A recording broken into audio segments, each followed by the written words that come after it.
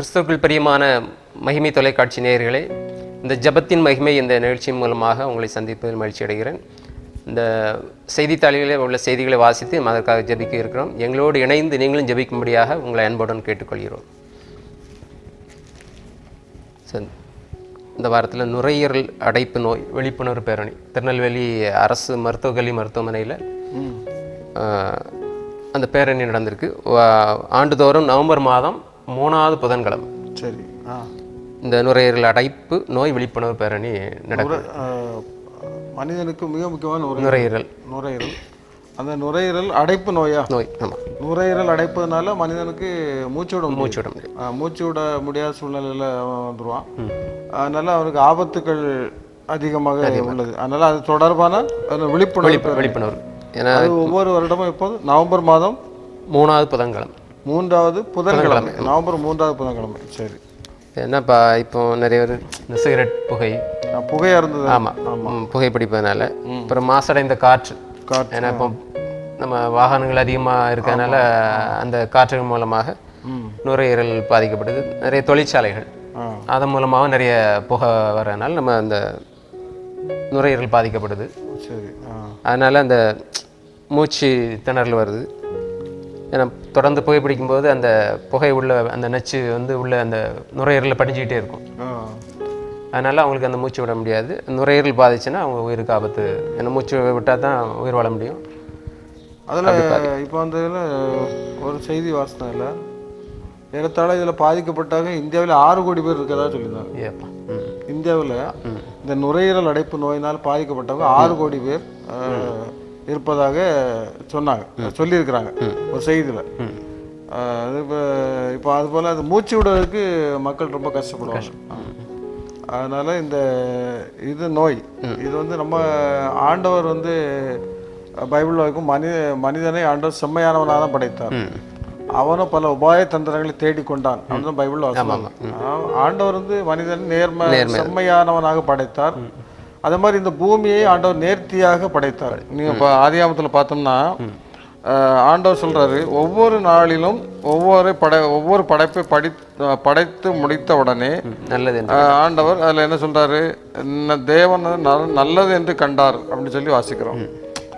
ஒவ்வொரு நாளும் ஒவ்வொரு நாள் என்பது அது வேற. ஒவ்வொரு நாளிலும் ஒவ்வொரு படைப்புகளை ஆண்டவர் படைக்கிறார். மலை சூரியனை படைத்தார், சந்திரனை படைத்தார், நட்சத்திரங்களை படைத்தார். இல்லை நம்ம இந்த பூமியில் உள்ள அனைத்து மரங்கள் ஜீவராசிகள் எல்லாவற்றையும் படைத்து விட்டு அதில் ஒவ்வொரு நாளிலும் அதை சொல்ல வசனம் என்னன்னா, தேவன் அவற்றை நல்லதாக கண்டார் என்று வேதத்தில் வாசிக்கிறோம்.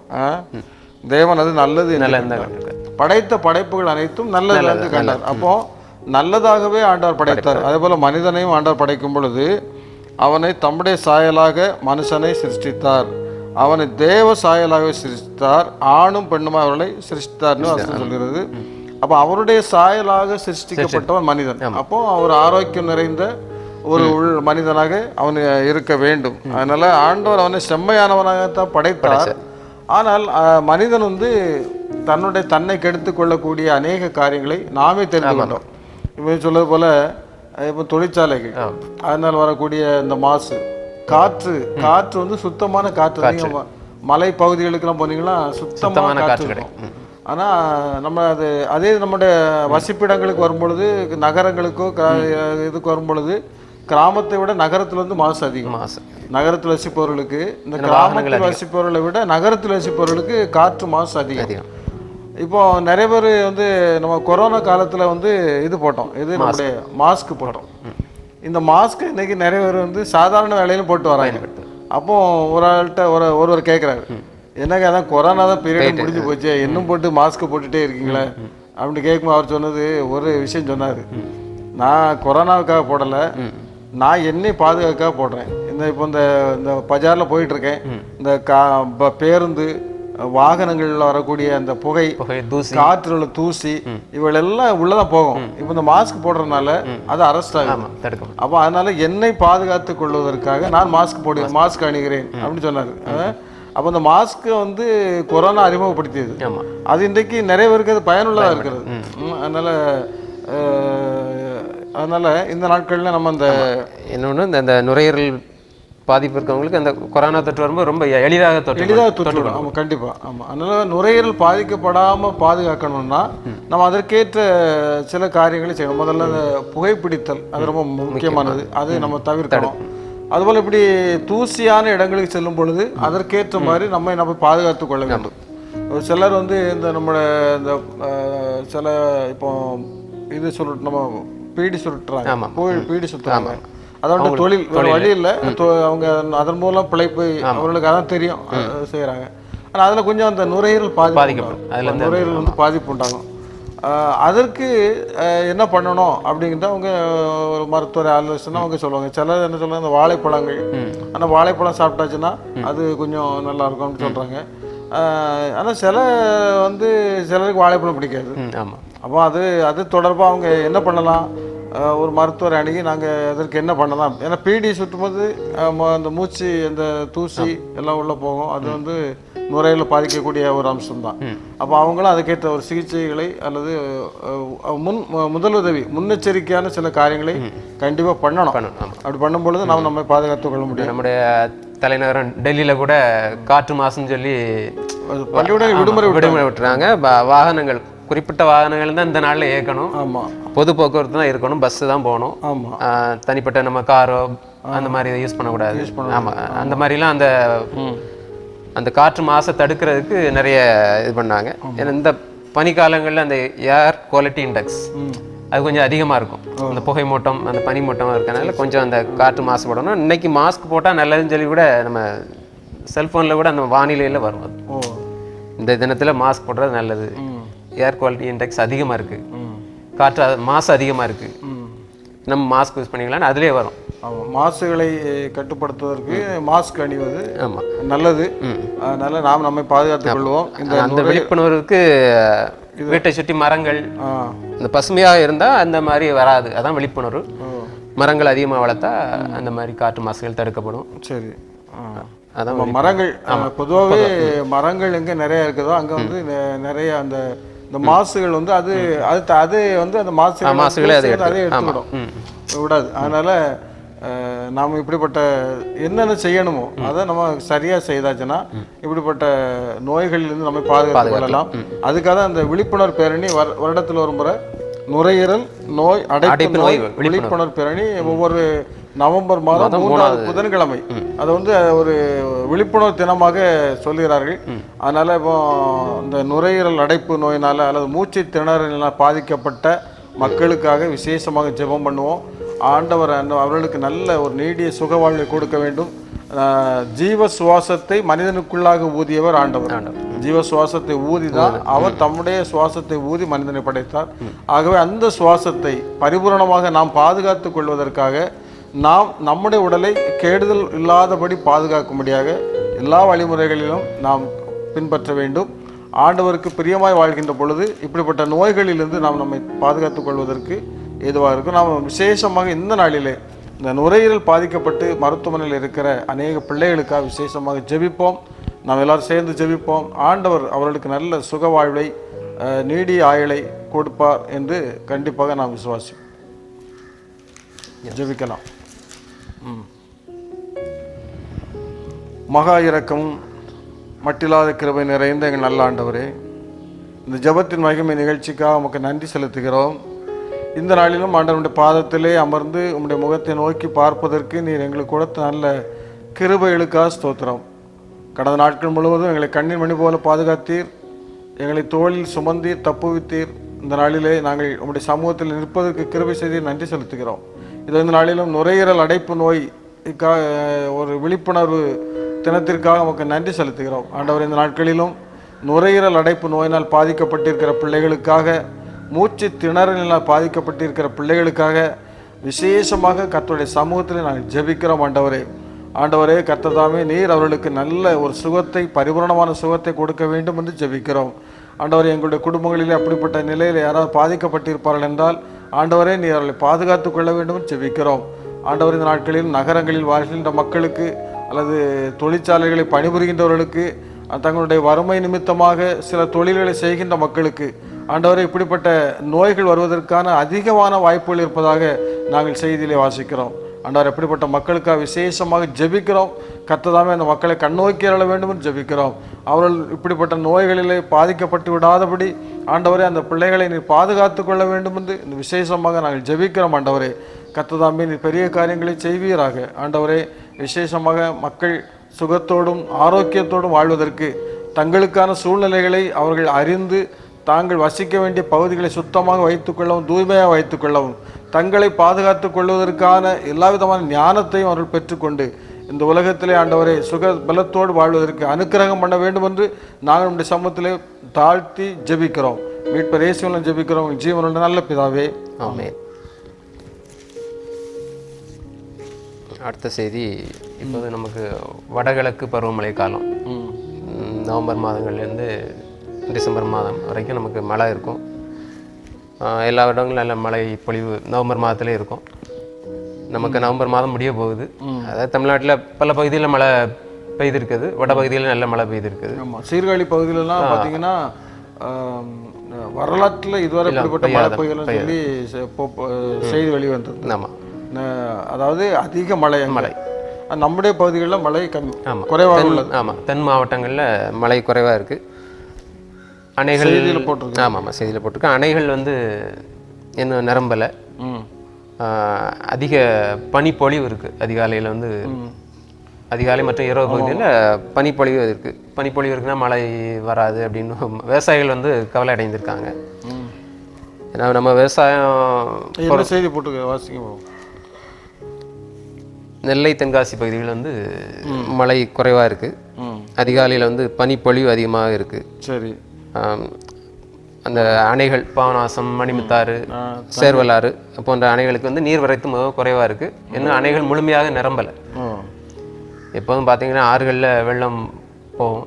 கடந்த ஆண்டெல்லாம் இந்த காலகட்டங்களில் எல்லா இடங்கள்லையும் நல்ல தண்ணி செழிப்பாக இருந்து நல்ல மழை பெய்யுது, நல்ல அணைகள்லாம் நிரப்பிச்சு. ஆமாம், ஆனால் இந்த ஆண்டில் வந்து மழை அளவு குறைவாகவே இருக்கிறது, வெயிலும் அதிகமாக இருக்குது. ஆமாம், பொதுவாக தமிழ்நாட்டை பொறுத்தளவில் வடகிழக்கு பருவமழை, தென்மேற்கு பருவமழை.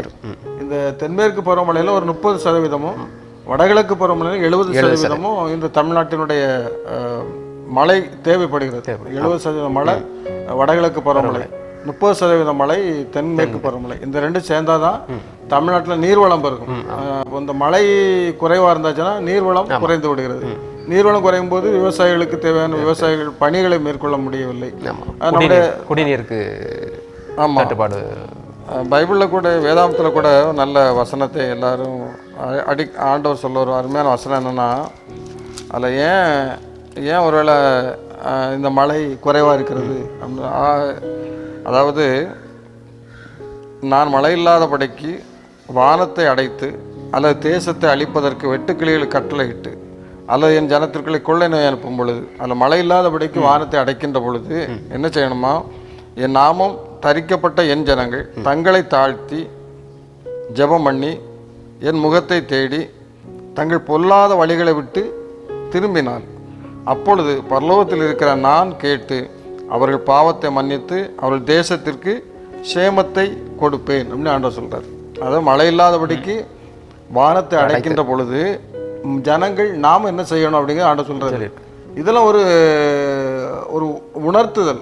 அப்போ ஆண்டவர் இந்த உணர்த்துதல் மழை இல்லை அப்படின்னு சொல்லி கொண்டிருப்பது பதிலாக நம்முடைய ஆண்டவர் சொல்ற என் நாமம் தரிக்கப்பட்ட என் ஜனங்கள், அவருடைய பிள்ளைகள் தங்களை தாழ்த்தி ஜெபம் பண்ணினா அவருடைய முகத்தை தேடி ஜெபம் பண்ணுகிற பொழுது ஆண்டவர் அவருடைய பரலோகத்தில் இருக்கிற நான் கேட்டு பாவத்தை மன்னித்து அவர்களுக்கு தேசத்திற்கு சேமத்தை கொடுப்பேன் அப்படின்னு ஆண்டவர் சொல்றார். அப்போ ஒரு காரியத்தை நம்ம நன்றாக புரிஞ்சு கொள்ளணும். மழை இல்லை என்று சொல்லும்போது முதலாவது நம்ம சரிபடுத்திக் கொள்ளணும். ஆண்டவரை ஆராதிக்கிற நாம் வாரந்தோறும் ஞாயிற்றுக்கிழமை ஆலயத்துக்கு போகிறோம், தினந்தோறும் வேதாந்தத்தை வாசிக்கிறோம், ஜெபம் பண்ணுகிறோம். நம்முடைய குறைகளையும் நாம் அறிந்து கொண்டு அவருடைய முகத்தை தேடி நாம் நம்மை தாழ்த்தி ஜெபம் பண்ணுகின்ற பொழுது நம்மிடத்தில் இருக்கிற சில பாவங்கள் அல்லது சில காரியங்களை, குறைபாடுகளை, ஆண்டவருக்கு எதிரான சில காரியங்களை நான் விட்டு விட்டால் ஆண்டவர் சொல்ற நான் இந்த தேச சேமத்தை கொடுப்பேன் அப்படின்னு சொல்றாரு. அந்த சேமம் என்பது என்ன? இப்போ சீர்காழியில் அதிக மழை, அதனால அந்த மழை சேமம் இல்லை. அதுக்கு அந்த அதிக மழைக்கும் போது சேதம், மழையே இல்லை அப்படிங்கும்போது அதுவும் ஒரு அளவான மழை, தேவையான மழை, ஆசீர்வாதமான மழை. ஆண்டவர் சொல்றார், நான் உங்களுக்கு ஆசீர்வாதமான மழையை வர்ஷிக்க பண்ணுவேன்னு சொல்றாரு.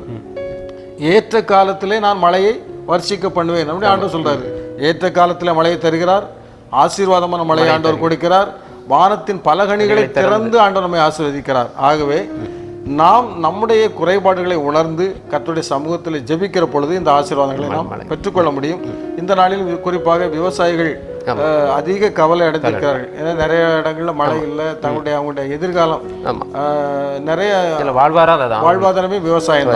விவசாயிகளுக்காக குறிப்பா ஜெபம் பண்ணுவோம். ஆண்டவர் அவருடைய ஆசீர்வதிக்கட்டும். ஆண்டவர் அவர்களுக்கு தேவையான மழையை வர்ஷிக்க பண்ணுவார். ஆண்டவர் தேவையான எல்லா விதமான ஆசீர்வாதங்களை அவர்களுக்கு அருளி செய்ய வேண்டும். விவசாயிகளுக்கு உள்ள தலைமுறைக்கு மழை தேவை என்பது விழிப்புணர்வு அவங்களுக்கு வரணும்.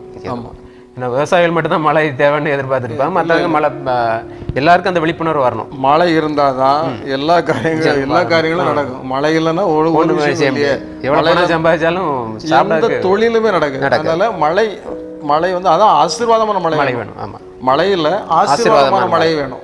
அந்த மழையிலும் ஆசீர்வாதமான மழை ஆண்டவர் நமக்கு கண்டிப்பாக தருவார். நாம் குறிப்பாக இந்த நாளிலும் விவசாயம் செய்வதற்கு காத்திருக்கிற விவசாயிகளுக்காக ஜெபம் பண்ணுவோம். ஆண்டவர் அதிக ஆசீர்வாத மழையை நம்ம தந்து ஆசீர்வதிப்பார் என்று கர்த்தருக்குள் நாம் நம்புகிறோம், விசுவாசிக்கிறோம். கர்த்தர் நம்முடைய விசுவாசத்தை கனம் பண்ணுவார். ஜெபம். எங்களை அதிகமாக நேசிக்கிற அன்புள்ள இயேசு சாமி, துதிக்கிறோம் ஐயா, ஸ்தோத்திரிக்கிறோம். அந்த வேளையிலும் அப்பா நாங்கள் வாசித்த அந்த செய்திக்காக நம்முடைய சமூகத்தில் வருகிறோம்.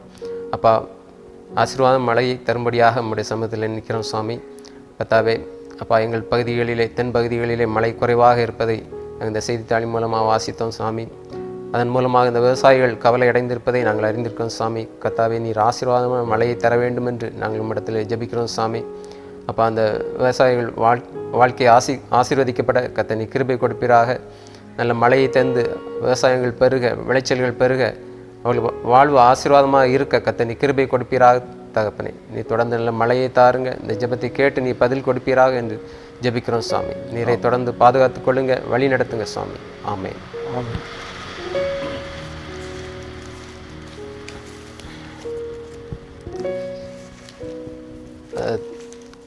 ஒரு தென்காசியில் வந்து மனநலம் பாதித்த ஒரு டெல்லி பெண், அதை வந்து குடும்பத்தினர் ஒப்படைச்சிருக்காங்க.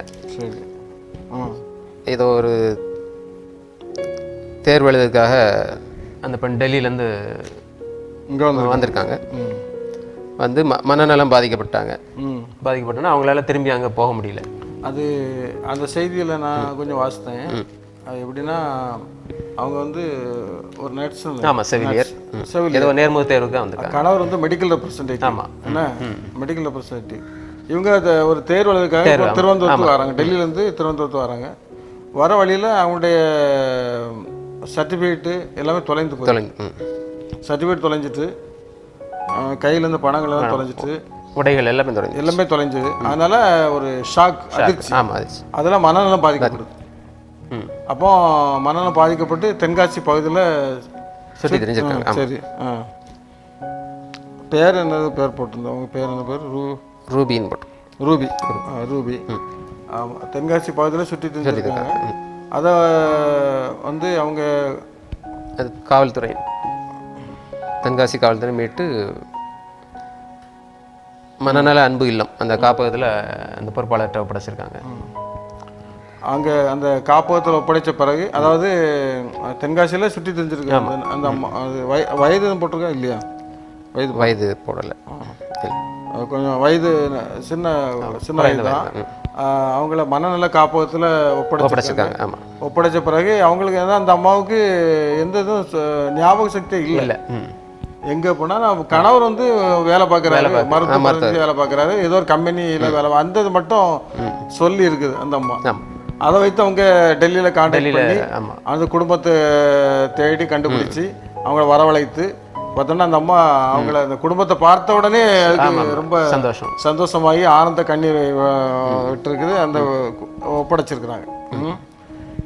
இது ஒரு முக்கியமான செய்தி. என்ன செய்தின்னா, இன்னைக்கு நிறைய இடங்களில் பார்த்தீங்கன்னா மனநலம் பாதிக்கப்பட்டு அலைகிறவங்க. பொதுவாக நீங்கள் பார்த்தீங்கன்னா வட மாநிலத்துலேருந்து வர்றாங்களா, ட்ரெயினில் வராங்க. ட்ரெயினில் வரும்போது அவங்க ஏதாவது ஒரு ஸ்டேஷனில் இறங்கிடுறாங்க, குடும்பமாக இறங்குறாங்க. ட்ரெயின் புறப்பட்ட உடனே அவங்க டக்கு டக்குன்னு ஏறி போயிடுறாங்க. சிலர் வந்து விடுபட்டு அவங்களுக்கு கடைசியில் பாச தெரியல, எங்கே போகணும்னு தெரியல, எங்கே போனாங்க படிப்பறிவு இல்லாமல் நிறைய பேர் இந்த மனநலம் பாதிக்கப்பட்டு சுற்றி திருவதை நம்ம பார்க்குறோம். நம்முடைய பகுதிகளிலே நிறைய சிலரை பார்க்குறோம். மனநலத்திலாம் பாதிக்கப்பட்டு அவங்களுடைய ஊர் ஞாபகம் எல்லாமே மறந்துடுறாங்க. அப்போ இது போல் ஆனால் அவர்களை பராமரித்து கரெக்டாக அந்த குடும்பத்தில் ஒப்படைத்தவங்களை நம்ம கண்டிப்பாக பாராட்ட வேண்டும். தென்காசி பகுதியில் உள்ள அந்த மனநல காப்பக உரிமையாளர், அந்த காவல்துறை, அந்த பகுதி மக்கள் அவர்களெல்லாம் இப்போ ஒரு பரிதாபத்தை வச்சு அவங்கள கண்டுபிடிச்சி குடும்பத்தை கண்டுபிடிச்சி அதில் ஒப்படைத்துக்கிறாங்க. உண்மையிலே அது நம்ம பாராட்டப்பட வேண்டிய ஒரு மனிதநேயமிக்க ஒரு செயல். நம்ம இப்படி மனநலம் பாதிக்கப்பட்டு தெரிகிற அநேக பிள்ளைகள் உண்டு. குடும்பங்களில் பார்த்தீங்கன்னா கூட ஒரு நல்ல வேலையை எதிர்பார்த்து இருப்பாங்க, நல்லா படிப்பாங்க, ஆனால் திடீர்னு ஒரு ஸ்டேஜில் அவங்களுக்கு ஒரு டிப்ரெஷன் உருவாயிடும். அதெல்லாம் மனநலம் பாதிக்கப்பட்டு அவங்களுடைய அந்த வீட்டை விட்டு வெளியே போயிடுவாங்க. அப்படி நிறைய மனநலம் பாதிக்கப்பட்டவர்கள் இன்னைக்கு நிறைய பேர் இருக்கிறாங்க. அப்போ இந்த மனநலம் பாதிக்கப்பட்டவர்களுக்கு விசேஷமாக நம்ம கண்டிப்பாக சில பேர் தனிமையாகவே இருப்பாங்க. அப்புறம் அப்படியே யார்ட்டையும் பேசாமல் இருந்தனாலும் அப்படி அந்த மாதிரி பாதிப்புகள் வந்துடுது. ஒரு கல்லறை பகுதியில் ஒருதான் இருக்கிறான். அவன் தன்னுடைய உடலை கீறி கொள்கிறான். அவன் வந்து ஒரு எப்படி ஒரு கொடூரம், அவர் அரக்க குணமுள்ளவனாக இருக்கிறான், ஒரு கொடூரம் உள்ளவனாக இருக்கிறான். அந்த பகுதியில் யாரும் போக முடியாது. அப்போ ஆண்டவராக இயேசு அந்த பகுதிக்கு வர்றாரு. பார்த்து அந்த கல்லறை இடத்துல வசிக்கக்கூடிய அந்த மனிதனை பார்த்த உடனே இயேசு கிறிஸ்து அந்த இடத்துல வந்த உடனே அவனை தொட்டு சுகமாக்குறார். ஆண்டவர் வந்து எல்லாருக்கும் சுகத்தை கொடுக்கிற ஆண்டவர் தான். எல்லாருக்குமே சுகத்தை கொடுக்கிறவர். விசேஷமாக ஆண்டவர் தம்முடைய ஊழிய காலங்களில் இப்படி மனநலம் பாதிக்கப்பட்ட அதெல்லாம் மனநலம் பாதிக்கப்பட்டதான் கல்லறையில் வசித்திருக்கான் இல்லையா. தன்னோட உடையில் அவனுக்கு உடை கிடையாது, உடையெல்லாம் இல்லாமல் அலங்கோலமான நிலையில் அவன் வந்து கல்லறை பகுதியில் வசித்து கொண்டிருக்கிறான். அப்போ ஆண்டவர் அவனை தேடி அவன் வருகின்ற பொழுது அவனை கண்டு அவனை சுகமாக்கி அவன் குடும்பத்தாரோடு அவன் ஒப்படைக்கப்படுகிறான். அப்போ இது ஆண்டவர் வந்து பல தம்முடைய ஊழிய காலத்தில் இப்படி பல அற்புதங்களை ஆண்டவர் செய்திருக்கிறார். அப்போ வேதத்தில் வாசிக்கிறோம், ரட்சிக்கக்கூடாதபடிக்கு என்னுடைய கரம் குறுகி போகவில்லை, கேட்கக்கூடாதபடிக்கு என்னுடைய செவி மந்தமாகவில்லை அப்படின்னு ஆண்டவர் சொல்கிறாரு. ஒருவராய் பெரிய அதிசயங்களை செய்கிறவர் ஆண்டவர் என்று வேதத்தில் வாசிக்கிறோம். அதனால் நம்ம இந்த நாட்களிலும் இந்த மனநலம் பாதிக்கப்பட்டவர்களுக்கு ஒருவேளை நிறைய ஒரு ஜெபம் பண்ணியிருக்கலாம், அல்லது இவர்களுக்காக ஒரு கரிசனை கொண்டவர்களை தேடிக்கொண்டு இருந்திருக்கலாம். எப்படியோ ஆண்டவர் வந்து அந்த பிள்ளைய இன்றைக்கி அதுவும் நர்சிங் படித்த பிள்ளை அதை வந்து அந்த குடும்பத்தோடு இணைத்திருக்கிறார். இன்றைக்கு ஒரு பெரிய சந்தோஷம் அதெல்லாம். இப்போ எப்படி இவன் நம்ம யார் மனந்து ஒரு தன்னுடைய தகப்பனிடத்தில் பைசா இளைய குமாரன் தகப்பனத்தை சொத்தெல்லாம் பிரித்து வாங்கிட்டு போகிறான், வெளியே போன பிறகு என்ன பண்ணுறான், பைசாலாம் போயிட்டு எல்லாம் செலவு ஜெயிச்சு அவனுக்கு பைசாவே இல்லை. இப்போ அவன் என்ன நினைக்கிறான், அவனுடைய வேதத்தில் என்ன சொல்லப்பட்டிருக்கிறான்னா, பைபிளில் என்ன சொல்லுவாங்க, ஒரு வசனம் உண்டு, அவன் வந்து எல்லாமே செலவழிச்சிட்டான், துன்மார்க்கமான பாதையில் அவ்வளோ ரூபாய் செலவழித்து விட்டான். என்னென்ன உலகத்தினுடைய இன்பங்களை அனுபவிக்க வேண்டும் என்று ஆசைப்பட்டு வெளியே போனவன் எல்லாத்தையும் அனுபவித்தான், எல்லாத்தையும் அவன் இழந்து போனான் கடைசியில். அப்போது கடைசியில் ஒரு பண்ணி மேய்க்கக்கூடிய தொழில் அவன் செய்கிறான். அதில் என்ன வேதத்தில் வாசிக்கிறோம், அவன் புத்தி தெளிந்த போதுன்னு யோசிக்கிறான். அப்போ மனநலம் அவன் மனநலம் பாதிக்கப்பட்ட நிலையில் அவன் இருக்கிறான். பண்டிகையினுடைய தவிட கூட சாப்பிடுவதற்கு ஆயத்தமாயிட்டான். அப்படின்னா என்ன அர்த்தம், அவனுடைய மனம் பாதிக்கப்பட்டு விட்டது. அப்போ அந்த வேதத்தில் ஒரு அருமையான வசனம் உண்டால, அவன் புத்தி தெளிந்த பொழுது அவன் எழுந்தான். ஆனால் அதில் வயசு 15 லூக்கா 15 ஒரு வசனம் இருக்குது, அவனுக்கு புத்தி தெளிந்த பொழுது அப்படின்னு ஒரு வசனம் இருக்கு. அவனுக்கு புத்தி தெளிந்த போது அவன், என் தகப்பனுடைய கூலிக்காரர் எத்தனையோ பேருக்கு பூர்த்தியான சாப்பாடு இருக்கிறது, நானோ பசியினால் சாய்கிறேன் எப்போன்னு சொல்றான். புத்தி தெளிந்த பொழுது சொல்றான். அவனுடைய நிலை, அவனுக்கு பரிதாபமான நிலையை அவன் எப்போது உணர்கிறான் என்றால் அவனுக்கு புத்தி தெளிந்த பொழுது. அதனால இன்னைக்கு மனநலம் பாதிக்கப்பட்டு தெரிகிறவர்களுக்கு புத்தி தெளிந்த பொழுதுதான் அவனுடைய நிலையை தெரியும், நம்ம என்ன நிலையில இருக்கிறோம். அதனால இன்னைக்கு நான் விசேஷமாக இப்படிப்பட்ட மனநலம் பாதிக்கப்பட்டவர்களுக்காக விசேஷமாக ஆண்டவருடைய சமூகத்தில் இன்றைக்கி நாம் ஜெபிப்போம். ஆண்டவர் ஒரு மிகப்பெரிய அற்புதங்களை செய்வார். இந்த நாளிலும் இந்த நிகழ்ச்சியிலே இருக்கிற நீங்களும் எங்களோடு கூட இணைந்து ஜெபியுங்கள். நாம் இப்படிப்பட்ட காரியங்களுக்காக கர்த்தருடைய சமூகத்தில் ஜெபிப்போம். ஆண்டவர் நம்முடைய ஜெபங்களை கண்டிப்பாக கேட்பார். ஜெபத்தை கேட்கிறவரே, மாம்சமான யாவரும் உம்மிடத்தில் வருவார்கள் என்ற வார்த்தையின்படி ஆண்டவரே, நாங்கள் மாம்சமான மக்களாக உம்முடைய சமூகத்தில் வந்து நிற்கிறோம். எங்களுடைய ஜெபங்களுக்கும் எங்களுடைய விண்ணப்பங்களுக்கும் பதில் கொடுக்கிற ஆண்டவராக இருக்கிறபடியா ஸ்தோத்திரம் ஆண்டவரே. குறிப்பாக இந்த நாளிலே ஆண்டவரே மனநலம் பாதிக்கப்பட்ட மக்களுக்காக விசேஷமாக ஜெபிக்கிறோம் ஆண்டவரே. பல சூழ்நிலைகளின் காரணமாக அல்லது பல ஏமாற்றங்களின் காரணமாக ஆண்டவரே அநேக தங்களுடைய மனநிலையை பாதிக்கப்பட்டு ஆண்டவரே எங்கு இருக்கிறோம் என்ன செய்கிறோம் என்று தெரியாதபடி வாழ்ந்து கொண்டிருக்கிற அநேக மக்களுக்காக பாரத்தோடு ஜெபிக்கிறோம் ஆண்டவரே. ஆண்டவரே அவர்களுக்கு தேவையான ஒரு புத்தி தெளிதலை ஆண்டவர் நீ கொடுக்க வேண்டும் என்று ஜெபிக்கிறோம். விசேஷமாக தென்காசி பகுதியிலே மனநலம் பாதிக்கப்பட்டு சுற்றித் திரிந்த நர்சிங் படித்த ஒரு அருமையான சகோதரியை ஆண்டவரை மனநல காப்பகத்தில் வைத்து பராமரித்து அந்த சகோதரியை மீட்டு அந்த குடும்பத்தாரோடு கூட அவர்கள் சேர்த்து வைத்திருக்கிற ஒரு நிகழ்ச்சியை நாங்கள் செய்தித்தாளில் வாசித்தோம். இப்படிப்பட்ட ஒரு விடுதலை அநேகர் பிள்ளைகளுக்கு ஆண்டவரை நீர் கொடுக்க வேண்டும் என்று நாங்கள் ஜெபிக்கிறோம் ஆண்டவரே. மனநலம் பாதிக்கப்பட்டு ஆண்டவரே தன்னுடைய வீட்டை விட்டு வெளியே சுற்றித் திரிகிற அனைத்து பிள்ளைகளுக்காக விசேஷமாக ஜெபிக்கிறோம் ஆண்டவரே. கர்த்ததாமே நீர் மனம் இறங்க வேண்டும் என்று ஜெபிக்கிறோம். உங்களுடைய ஊழிய காலத்தில் ஆண்டவர் அநேக மக்களுக்கு இறங்கினீர் ஆண்டவரே. விசேஷமாக வேதத்தில் வாசிக்கிறோம் ஆண்டவரே. அவன் கல்லறையிலே வசித்த மனிதனை கண்டு நீர் அவனுக்கு மனம் இறங்கி அவனை தொட்டு சுகமாக்கினீர் ஆண்டவரே. அவனுக்கு தேவையான அவன் வஸ்திரத்தை அவன் தானே உடுத்துவிப்பதற்கான ஞானத்தை புத்தியை பெற்றுக்கொண்டான் என்று வேதத்தில் வாசிக்கிறோம் ஆண்டவரே. அதுபோல் ஆண்டவரே நாங்களும் குறிப்பாக மனநலம் பாதிக்கப்பட்டிருக்க பிள்ளைகளுக்காக விசேஷமாக ஜெபிக்கிறோம். அவர்கள் அநேக சிகிச்சை பெற்றுக் கொண்டிருப்பதை அறிகிறோம் ஆண்டவரே. மனநலத்திற்காக சிகிச்சை பெற்றுக் கொண்டிருக்கிற அநேக பிள்ளைகளுக்காக ஜெபிக்கிறோம் ஆண்டவரே. கர்த்ததாமே மனம் இறங்க வேண்டும் என்று ஜெபிக்கிறோம். கர்த்தருடைய பிள்ளைகளுக்கு தேவை நல்ல பரிபூரணமான சுகத்தை கொடுத்து ஆண்டவரே அவர்கள் தங்களுடைய இயல்பான நிலைக்கு திரும்பி தன்னுடைய குடும்பத்தை மகிழ்விக்கும் உடைய பிள்ளைகளாக மாறுவதற்கு ஆண்டவரே நீர் இறங்க வேண்டும் என்று சமூகத்தில் ஜெபிக்கிறோம். மீட்பரே சொல்ல ஜெபிக்கிறோம் நல்ல பிதாவே, ஆமென். கிறிஸ்துவுக்குள் மிகவும் பிரியமானவர்களே, இந்த நாளிலும் நாம் கர்த்தருடைய சமூகத்திலே சில செய்திகளுக்காக ஜெபித்தோம். ஆண்டவர் நம்முடைய ஜெபத்தை கேட்கிறவர் என்ற விசுவாசத்தோடு ஜெபித்திருக்கிறோம். ஆண்டவர் நாளிலும் நம்முடைய ஜெபத்தை கேட்கிறார், நம்முடைய குடும்பத்தை ஆசீர்வதிக்கிறார். யோபு தன்னுடைய நண்பர்களுக்காக ஜெபித்த பொழுது கர்த்தர் அவன் சிறையிருப்பை மாற்றினார் என்று வேதத்தில் வாசிக்கிறோம். அதுபோல நாம் மற்றவர்களுக்காக ஜெபிக்கிற பொழுது நம்முடைய வாழ்க்கையை ஆண்டவர் கண்டிப்பாக ஆசீர்வதிப்பார். ஆகவே இந்த ஜெபத்தின் மகிமை நிகழ்ச்சியை நீங்கள் தொடர்ந்து பாருங்கள், இதில் பங்கு பெறுங்கள், இதில் எங்களோடு கூட சேர்ந்து ஜெபியுங்கள். கர்த்தர் உங்களையும் உங்கள் குடும்பத்தையும் ஆசீர்வதிப்பார் என்று வாழ்த்துகிறோம். இந்த நாளின் செய்தி நிகழ்ச்சியை நாங்கள் நிறைவு செய்கிறோம். நன்றி, வணக்கம்.